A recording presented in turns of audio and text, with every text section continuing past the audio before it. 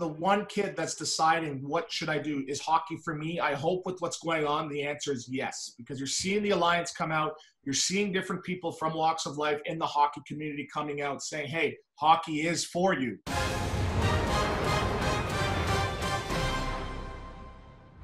Hi, everyone. Welcome to another edition of Hockey Central at Home. I'm Carolyn Cameron with a familiar face in Anthony Stewart. Anthony, thanks for joining me. Great. Thanks for having me on. From both of our home studios. I haven't caught up with you in a while. With everything that's been going on in the past 2 weeks, with the racial injustice, with the protests, with the response, not just in Canada, not just south of the border, but really worldwide. For you personally, how have you been feeling? Yeah, it's been a bit tough the last couple of weeks, just seeing what's going on, because again, me being a visible minority, you sort of know exactly, the feelings of what it's like to be, a victim of police brutality. So again, do I agree with the rioting? No, but again, there's a message that needs to be heard.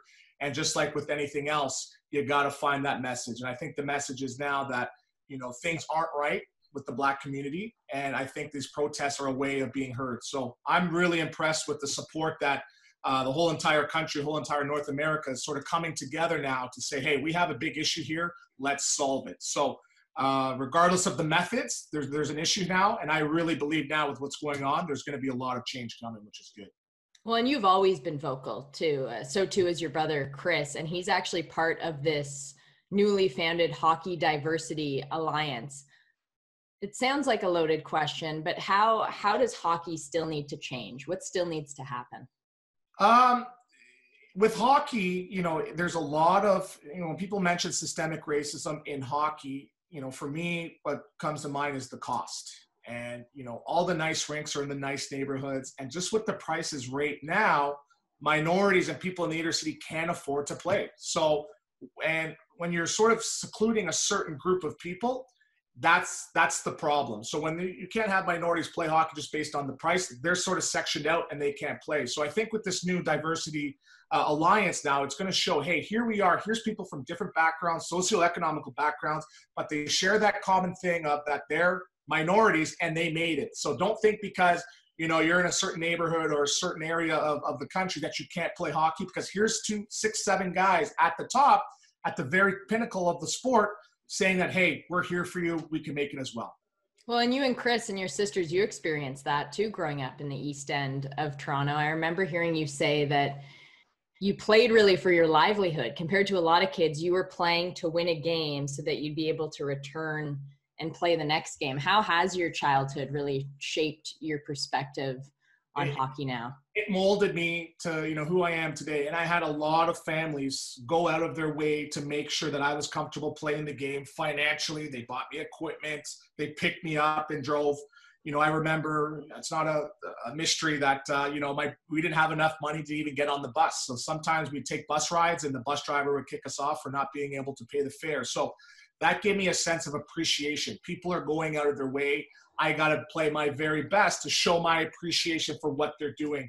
And I think now that's sort of where, the children of hockey right now in Canada are sort of losing that natural appreciation. There's a little bit of entitlement with this new generation. That's not just in hockey, but the generation in general. So when you have these kids now that appreciate being on the ice and knowing how much it costs, you're going to have not just better hockey players, but better citizens and better leaders of tomorrow.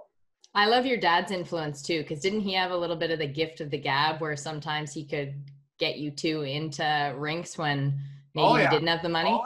Oh yeah. And he still owes probably thousands of dollars to the house league organizations. Hey man, I'll pay you next time, don't worry. But he's that guy where that's how much that he knew that hockey was important to us. That was our way out of a not great situation. So kudos to my dad, but kudos to my mom as well, who passed away about 12, 13 years ago, who, she put all finances into myself and to my brother to make it. And I had 5 younger sisters that sort of were passed by, not really a lot of attention paid to, but we're paying it forward now. My brother and I are paying for the family's house and sort of paying it forward, as you will.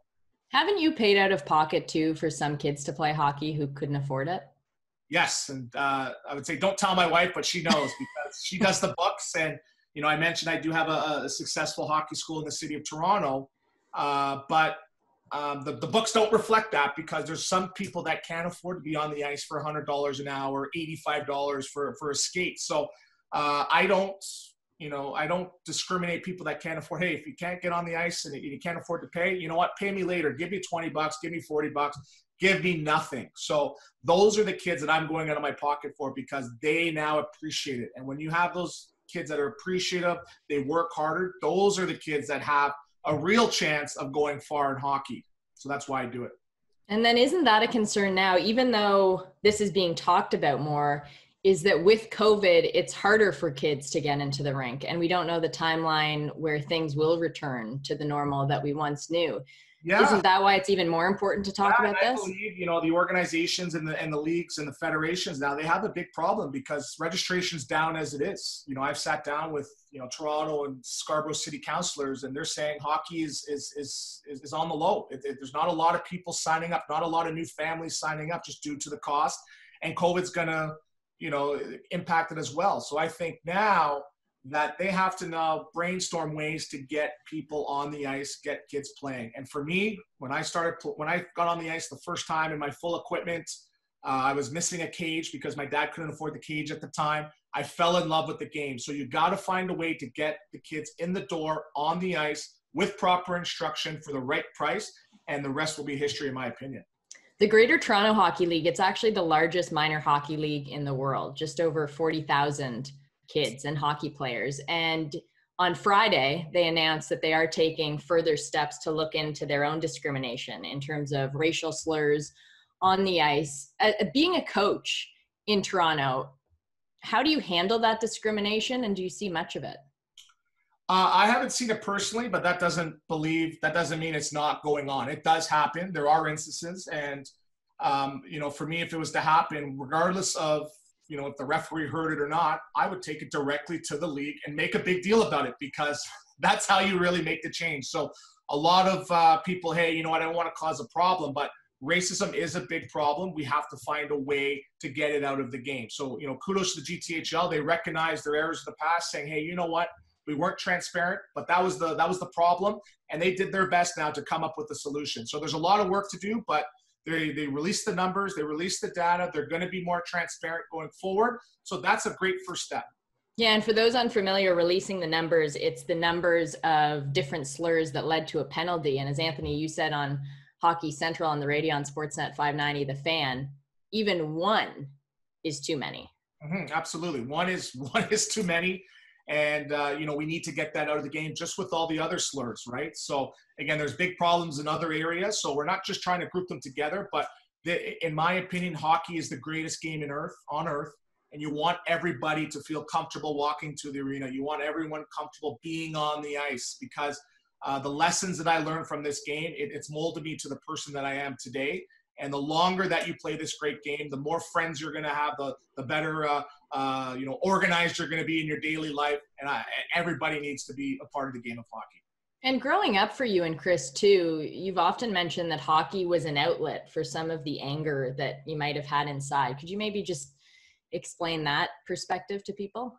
Yeah, well, my brother probably had a little bit more anger because I beat him up a lot. But, it was tough. I was away in junior hockey, and he was sort of stuck in the rough neighborhood, and, he got into a lot of trouble away from the rink and away. So when you're on the ice, you don't think about it. And I go back to my mom, who passed away, and I took a week off, and I came back to play in the playoffs in the minors just because I wanted to get my mind away from it. And that's why I do minor hockey now, because when you're on the ice, the time flies by. You're never looking at the clock. You love being on the ice. You love helping. So the more kids that you could get in the arenas or in the gyms and off the streets, it's definitely better for society. I mean, you mentioned this earlier in terms of how you've always spoken out, and you've used your past to try and make a better future for others. But how does it feel that now everybody is talking about this right now? Is it inspiring? Is it frustrating? No, it's a bit inspiring, because I hope the one kid that's deciding what should I do, is hockey for me. I hope with what's going on, the answer is yes, because you're seeing the Alliance come out. You're seeing different people from walks of life in the hockey community coming out saying, hey, hockey is for you. Before there was that question, I don't know, we're hearing all these instances, But now you're seeing that group and this alliance come together and say, hey, we're here in this together. We're here to make a difference and make it better. So my goal personally is I want, 10 people from my program to play in the NHL in the next 10 years. And that's why I'm doing it. And, when we're talking about the pricing, there's middle-class families that have to take second mortgages out and sell cars to play the game. And that's, it's affecting the middle class. So it's not just the lower class and a certain group, it's everybody. So that's my mission, to make it more affordable. And in turn, that's going to make it better for everybody. Well, and it's thanks to leaders and voices like you too for pushing for that change that hopefully will come. Before I let you go, I always like doing a little tour of people's home offices. Mine's kind of a fake home office. It's just the corner of my condo. What's the best piece of memorabilia behind you? I'll pick it up right now. It's right here. So when my son was born in Carolina, and, 4 weeks early. So he was small enough to fit in my helmet. So here he is. We took a picture of him in a Carolina Hurricane helmet.